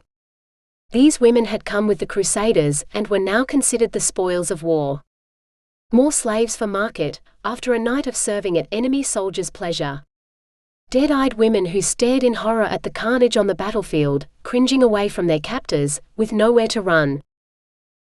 "You may now open the gates," the new herald shouted. "But listen well. If there are any traitors still alive in Doralium, we will seek you out. If you think to shelter one of these foul crusaders who fled from battle, your fate will be the same as theirs." He pointed at the line of beaten women. "Your wives and children will be sold as slaves. These infidels will not befoul our lands again." The herald repeated his words several times, for the benefit of those on the walls or within the city. With every word, Mithra's fury grew. He strode down the steps, his lips pressed tight together so that his own words would not slip out. When the gates ground open, he was the first man through them, looking neither at the battlefield or the army he wished had died there. Finally he reached the forest, where once again he took his anger out on the trees. The sun shone above, but for him, the world had gone dark. He could not imagine a world worse than the one he lived in today. 21. Dawn seemed to be an unspoken signal between the body thieves. As soon as the sun rose, so did they, melting into the trees before the stirring army camp could see them. Melisende kept her eyes on her striped sack. She slid down her tree and started to follow them through the forest. The men were weary from the long night's labor, and rarely looked around to see if anyone was following them. They walked and walked before finally they stopped in a clearing full of horses. Porphyry's destriers plus a few geldings that looked to have come from her father's stock, they were so superior to the rest. These animals had belonged to Crusader knights, Melisende realized, though these magnificent mounts belonged to this pack of thieves now. Yet the men moved past the horses, to part of the clearing when no grass grew. What Melisende at first took for a round hill was nothing of the sort. When her eyes adjusted to the gloom, she realized she regarded a large rock, but the thieves stood around it with some reverence. "You! The traitorous battlefield wench!" Melisende whirled in shock to find a man behind her. She bit her lip and raced up the nearest tree, faster than a cat. She climbed until she'd reached what she felt was a safe height. Only then did she dare peer out again. Instead of following her, the man had sunk to his knees. Only now did she see from his blood-stained tunic that this was not one of the thieves, but the Horn Knight. Somehow he had survived the battle, and now he looked vainly about, searching for her. Then the circle of thieves closed around him, and it didn't matter. the girl," he cried. One of the thieves stepped forward, drew his sword and thrust it through the man's throat. The Horn Knight gurgled for a moment, before his life left him. Melisende held her breath. If this many men started looking for the girl he'd seen, she wasn't sure she could move fast enough to escape them all. Silence and stillness were her only weapons now. The leader cleaned his sword on the former knight's tunic, then pointed at two of his men. "You and you. Search the body for anything of value. Then take the body back to the battlefield. We don't dare leave anything here to mark the spot." The two men nodded and began the grisly task. A moment later, a fight broke out between the two. The leader stepped between them, demanding to know what was the matter. "His signet ring is missing," one man said. "Because you stole it," the second man said. "Not I. I'm the one who saw where the ring was on his finger, but there's nothing but pale skin now." "You're seeing things, you are." The leader held up his hands for silence. "What does it matter? All we have belongs to us all. We add to the treasure left by our predecessors, and leave more for those who come after us. We are the 40 Thieves." The two men grumbled their agreement, finished robbing the man, then carried him between them out of clearing. The rest of the thieves, including the man still carrying Melisende's striped sack, headed back to the rock. They all fell silent as the leader gave a command that sounded like, "Open something." None of the men moved. Melisende shrugged, dismissing the man's order as gibberish, until she saw the rock begin to move. A house-sized boulder rolled aside smoothly, as though some hidden machinery was at work. It left behind a hole several yards across, and Melisende glimpsed steps spiraling downward. The thieves were not the slightest bit surprised, moving single file down the steps until the leader went last. He uttered another incantation that Melisende could not make out, before the boulder rolled back into its original place, dividing Melisende from everything she owned and the thief carrying it once more. 22. Ho woodcutter. More than anything, Mithra wanted to ignore the soldier and keep pushing his fully loaded handcart back to town. But the corpses staring up at the sky reminded him that doing so would only earn him a place among them. Schooling his face into blankness, Mithra turned to face the man who'd shouted, "Yes? How much for this cartload of wood?" Mithra took a deep breath, doing the calculation in his head, before naming a price no sane man in the city would pay. He had it in his hands before he could blink. "The same again for every load you can bring before dark. The general wants these bodies burned." Mithra nodded and thanked the man even as the words seemed to choke him, then beat a hasty retreat for the forest. He'd bring one more load after dark, and steer as far away from the army camp as he could when he brought it. And in between he'd hide deep in the forest, where no soldier would bother following him. He found himself following a trail that some beast had made, which was barely wide enough to allow the cart to pass. More than once it caught in the undergrowth and he had to hack at grasping branches that hoped to steal the cart from him. Finally, he emerged into a clearing filled with horses. "What in heaven's name?" The words came from a woman, he was certain of it, though Mithra could not see her. Then a body crashed into his, knocking him to the ground. He scrambled to his feet in time to see his cart shoved behind some bushes before the girl returned. "I thought you were them returning." "Quick, hide, they can't be far," she urged, setting off at a run for a tree on the other side of the clearing. Mithra couldn't seem to move, for he was too busy staring. She looked like one of the captured Crusader women who'd been paraded past the walls that very morning, yet she had somehow missed out on their fate. Likely she'd run away into the woods, and they'd lost her in the dark. He understood why she'd want to hide, but the soldiers knew he was here to collect wood. If they'd followed him, then he needed to get his cart out of that bush and set to work with his axe. "Do you want to die?" the girl demanded. Out of nowhere, she crashed into him again, somehow pushing him up against a tree. Her slight body pressed against his could not possess the necessary strength for such a thing, and yet Mithra could not deny she had done it. Up close, he could not help but stare at her face. Even as she glared at him, he had to admit she was pretty. He opened his mouth to tell her so. She muttered an oath he'd never heard a woman utter before and clamped her hand over his mouth, shaking her head.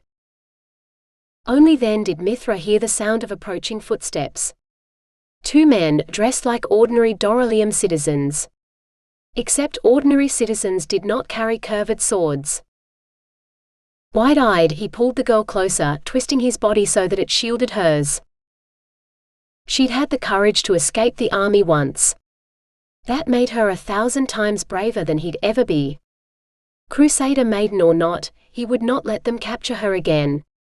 He might not be able to save Peter's family or any of the other women, but this time would be different. 23. Heaven help her, but Melisende had never been this close to a man before. Well, except maybe her brothers in the practice ring, until they'd learned that greater strength in close combat was no match for her well-placed foot, and the power she could put behind it. But this wasn't the same. He was dressed like one of the thieves, which is why she'd taken him for one of them at first, but the barrow he'd been pushing looked like something the farmers back home used to take their cabbages to market. And just like the peasants back home, he didn't carry any weapons. Curse her soft heart, but she did not want to see him die as the Horn Knight had. So she'd used her magic to move him. Now he knew more about her than her own father and brothers.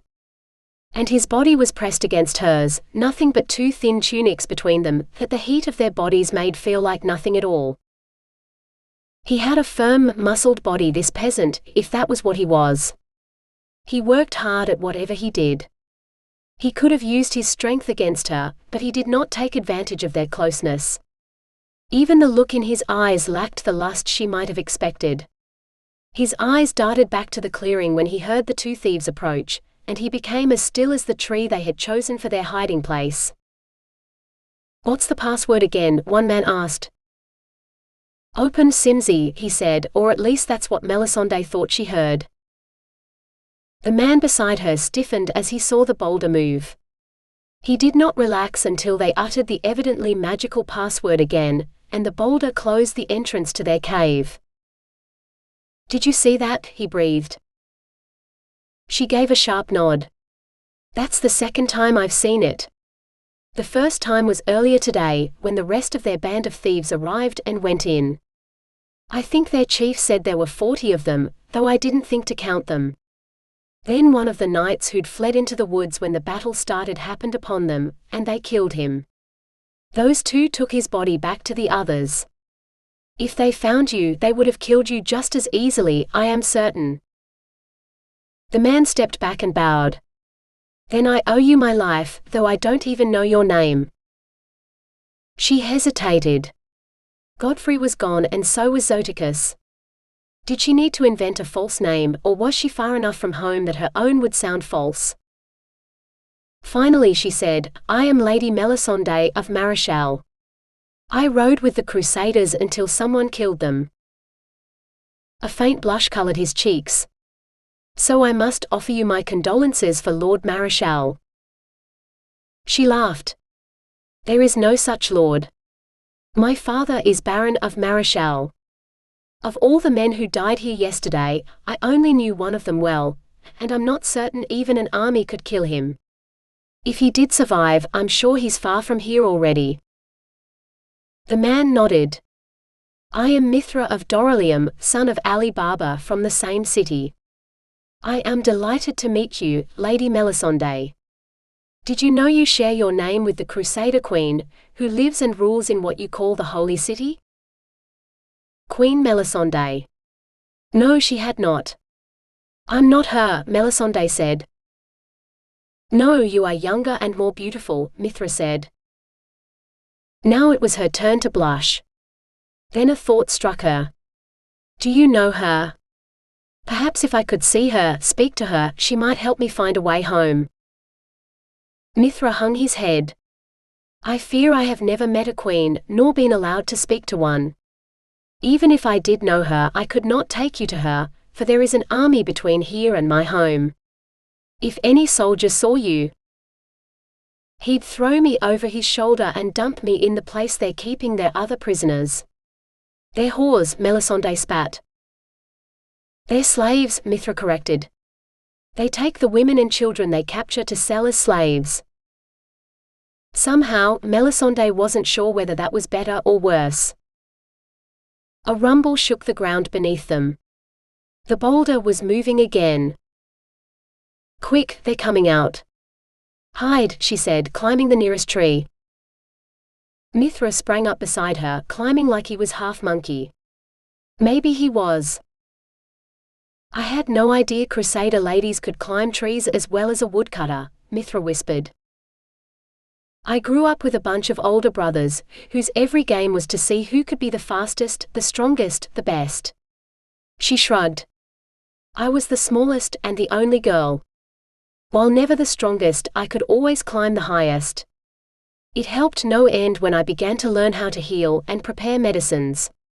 Sometimes the best leaves were only to be found at the top of a tree, and there are certain parasitic herbs that twine up a tree so that the only place to collect them is high above the ground. What my brothers didn't realize is that every hour spent in the still room or the sick room is only after many hours spent in the forests and fields. She fell silent as the thieves began to emerge. When they headed for the horses, she searched for the one with her striped sack, but every man was empty-handed, which meant her things were still inside the cave. Once again, the leader was last, muttering his magic words to close the cave behind him.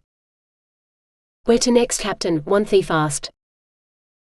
The leader thought for a moment, then said, with armies marching along the trade routes, no merchant will venture out, so all our usual haunts will have slim pickings until the war is done.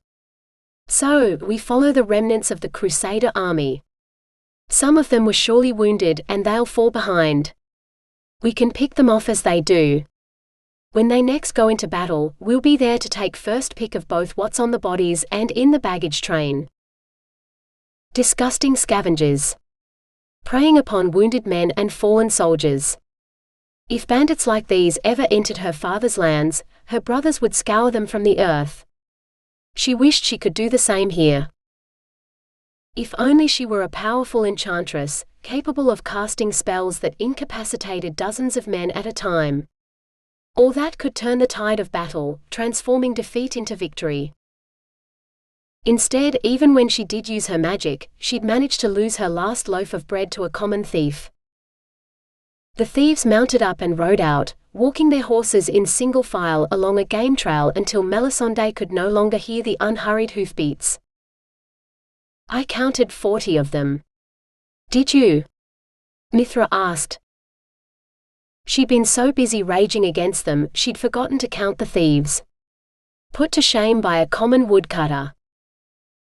Melisende confessed that she'd been too distracted to do so. Mithra gave her a sympathetic nod, his eyes dark with concern. You've been through quite an ordeal. When I think of the other women, you are quite remarkable. Other women now in the hands of the enemy. Women the Crusader knights should have protected, instead of running away like the honorless cowards they were. This crusade was doomed to fail from the beginning. She should not have come. Don't cry, Mithra said. Here, don't you want to see what those thieves keep in their secret cave? Actually, she did not much care. Except that her own things were there. Melisende wiped her eyes. Crying was for children. We should wait to make sure they don't return. It would not do to be found inside, for surely that boulder is the only way in or out. Mithra's eyes grew wide. I had not thought of that. Best we wait then, as you say, wise Lady Melisende. That made her laugh. She definitely wasn't wise. Then again, the man might be teasing her. He looked to be about the same age as her brothers, and they liked to tease her all the time. If I was so wise, I would have stayed home instead of coming here on this foolish crusade, she said. Mithra looked thoughtful. My master used to say wisdom comes from experience, making mistakes that you must learn from. The wisest men have made many mistakes. Master? Are you a slave? Mithra stared at her for a long moment before he said, Things must be very different in the north if you cannot tell the difference between a slave and a free man. Though I suppose being an apprentice is a little like being a slave, for my father paid my master to teach me his trade, which meant working very hard without being paid. But you are a man now, too old to be an apprentice surely. Most of the boys back home became journeymen younger than my brother was, when he was made a squire. Mithra nodded. In some trades it is so. The trade guilds say who is good enough to become a master, but not all trades have a guild in Doralium. Without a guild, we are all either apprentices or merchants. Perhaps if my master had lived a little longer, he would have helped me to become a merchant. Or his son, who would happily have partnered with me in a trade venture. How did they die? Melisende asked. Mithra's expression darkened. It is a dark tale, one not fit for a woman's ears, but when the woman has been in battle and survived to tell the tale, perhaps you are made of sterner stuff than the norm. Melisende didn't think he'd be as impressed if he knew she'd run, climbed a tree and slept through most of the battle, so she merely said, Tell me. By the time Mithra told her about his master's death, she wished she could hide her face and weep for these men she had not known. But there was worse to come. The Seljuks sounded no better than the men she'd marched with. Peter counted on the Crusaders to come and save him. Perhaps it is for the best that he did not live to see their defeat, Mithra said sadly. I'm not sure any more that a crusade can save anyone. Saving a city by sacking it and killing the inhabitants, I fear they are all mad. So you have no desire to rejoin the crusade, if you could? Mithra asked. Melisende shook her head. The only thing I want now is to go home. 24. The silence stretched between them, but Mithra did not know how to break it. If he was trapped in a foreign land, far from home, hiding from an army that wanted to torture and enslave him, he didn't think he would have her calm composure. He'd be anxious to take action, leaving caution behind in the dust, and probably get himself killed. Yet Melisende had kept them both alive.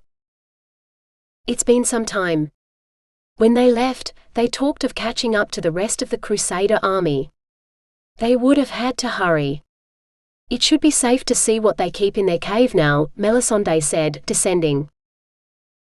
He'd been so busy talking to her, he'd completely forgotten about his own curiosity. He mumbled his agreement and climbed down after her.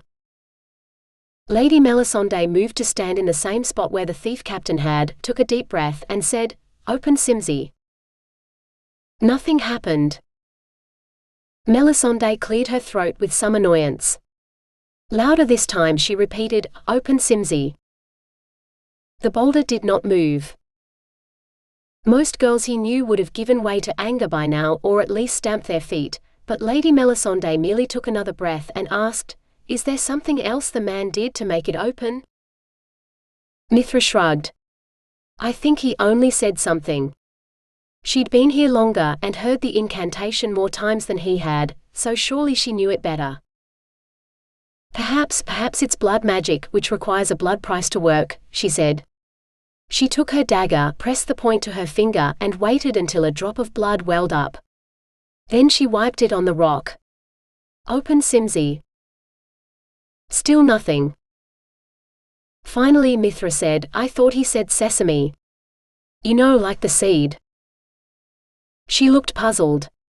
What sort of seed? Sesame seed. You know, it's small and straw-colored. You can press them to make oil that's good to cook with, or you can use the seeds in cooking. Mixed with honey and spices, some of the bakers in town make the most delicious cakes. He opened his eyes to find her staring at her. You don't know sesame? Melisende shook her head. We don't have that sort of seed at home. Besides, why would he talk about seeds when he wants a massive rock to move? Simsy is the old word for mountain where I come from. So when he said, "Open Simsy," he's telling the mountain to open. Isn't there some sort of proverb about mountains moving for a particular profit? It makes much more sense. Mithra had to admit what she said was true, but the unmoving stone seemed to say otherwise. "I still think I heard sesame," he said. "Then you try to command the boulder," Melisende said, folding her arms across her breast. Mithra did not want to look like a fool, but he wasn't sure he had a choice. The rock hadn't moved for her, so the worst that could happen would be that he might fail too. What did it matter? She probably didn't think much of him anyway. He was nothing but a lowly woodcutter, while she was a lady who lived in some Crusader castle, far to the north, protected by her knightly brothers, who would likely run him through with their swords if they saw him speaking to their sister. Mithra sighed. "Open sesame," he said. The rock gave an ominous rumble, then rolled aside. Mithra looked around, worried that someone might have heard it, and know that intruders were about to enter their cave. But no one came. "I'll go first, shall I?" "After all, that's best, just in case they've left a guard inside," Mithra said, brandishing his axe as if he was eager to meet his foe, when that was definitely not the case. But no matter what fear he felt, he could not allow her to come to more danger because of him. He'd opened the cave, after all. Not waiting for Melisende's ascent, he descended into the dark.